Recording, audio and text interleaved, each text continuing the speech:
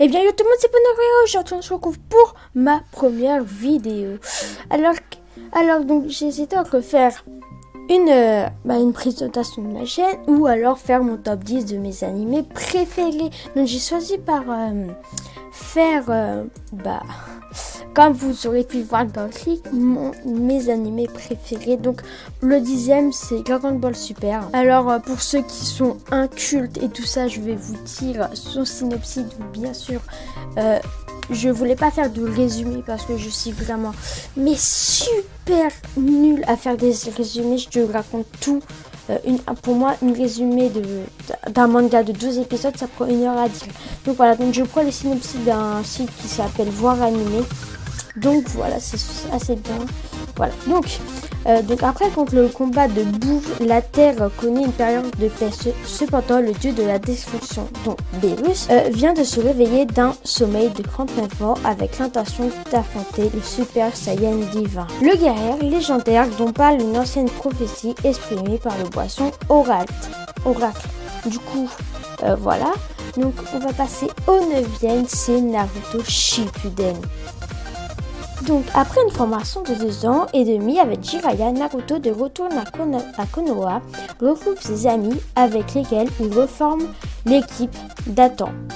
Il leur faut faire face à une terrible menace qui perce le monde entier. Donc, pour ceux qui ont regardé, on sait tous que c'est l'Akatsuki qui veut réunir les 9 démons à queue, Kyuubi, Ishibi. Après, je connais pas tous leurs noms, je connais Kyuubi et Ishibi. Voilà. Donc, pour ressusciter le démon à 10 queues, pour pouvoir faire plein de choses. Donc, du coup, le mec, voilà. Vous voyez déjà que je parle dans les couilles là. Donc, mon 9e, c'est Boruto. Donc, toujours dans la lignée Naruto et tout ça. Donc, pris en charge par le studio. Ouais, bon, en gros, c'est Boruto pour ceux qui sont idiots et qui n'ont pas remarqué le Ruto de Naruto. Et ben, en fait, c'est le fils de Naruto et de Hinata qui fait des aventures et tout ça. Voilà. Et aussi, Boruto déteste son père et tout ça parce qu'il n'est jamais chez eux et tout. Et du coup, il veut le supporter. Donc, mon 7e, c'est Tokyo Ghoul et Tokyo Ghoul. Merde, je sais pas parler. Et Tokyo Ghoul. Dans la ville de Tokyo, des créatures nommées ghouls sont apparues et se nourrissent de chair humaine pour survivre. Et un jour, Ken Kaneki, un jeune étudiant, se fait attaquer par l'une d'entre elles. Il subit une grave blessure pour rester en vie. Il reçoit une greffe de la ghoul qui l'a attaqué et devient un hybride mi-humain, mi-ghoul. Donc voilà.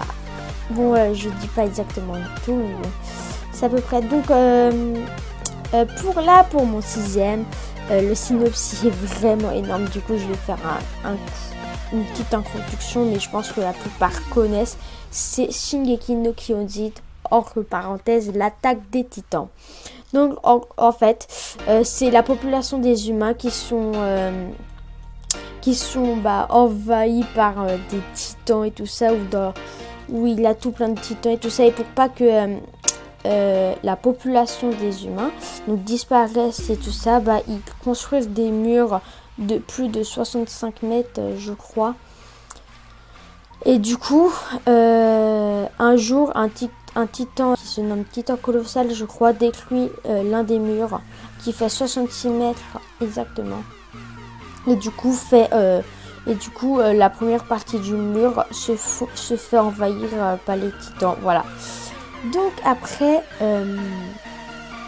mon 5e, c'est le seul où c'est pas du shonen.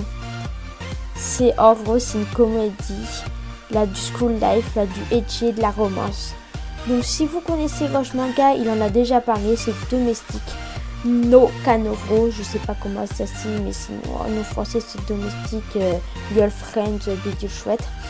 Donc Natsuo Fuji est amoureux de sa professeure Ina, tentant d'oublier ses sentiments envers elle.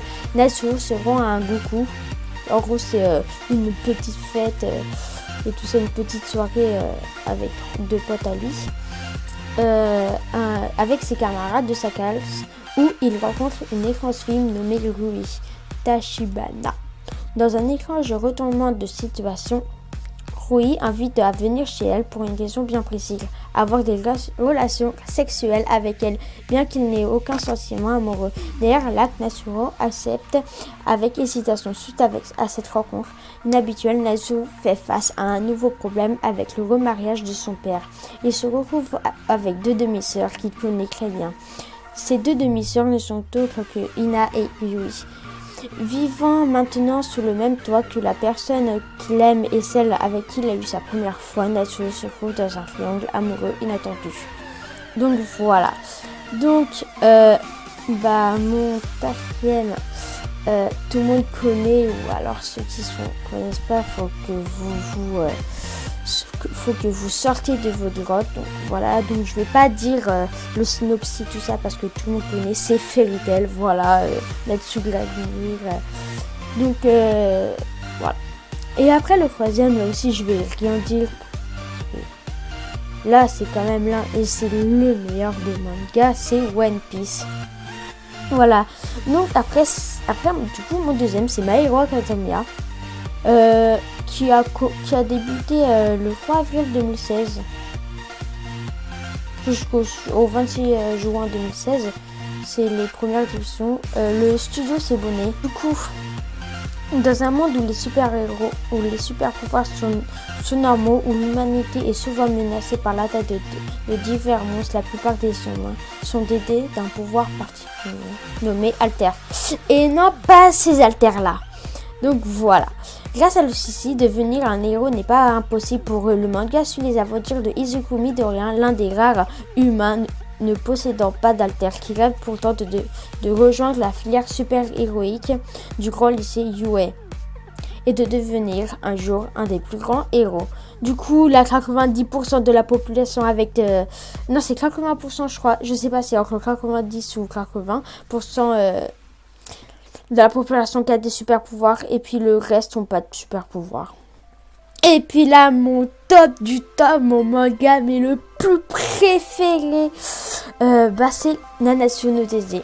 Donc, les Seven Deadly Sins, entre parenthèses, les 7 péchés capitaux, est un groupe de chevaliers maléfiques qui ont conspiré pour renverser le royaume de Britannie. Aurait été éradiqué par les Holy Knights, je sais pas c'est quoi ça, mais des rumeurs prétendent qu'ils seraient survécu. 10 ans plus tard, les Holy Knights ont organisé un coup d'état et l'assassinat du roi, devenant les nouveaux dirigeants tyranniques du royaume. Elisabeth, la fille du roi, s'échappe et se réfugie dans une taverne tenue par le jeune Meliodas. D'ailleurs, son néerlandais Meliodas s'avère être un redoutable guerrier. Ensemble, ils se lancent dans le voyage afin de trouver les Seven Deadly Sins et obtenir leur aide pour reprendre le royaume. Oh, c'est trop beau, c'est mon manga préféré. Donc voilà.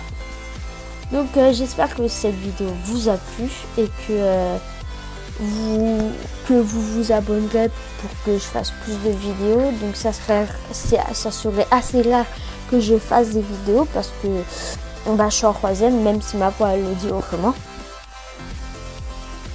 Mais voilà, donc moi je vous dis à plus, c'était Fire. Allez, ciao ciao tout le monde.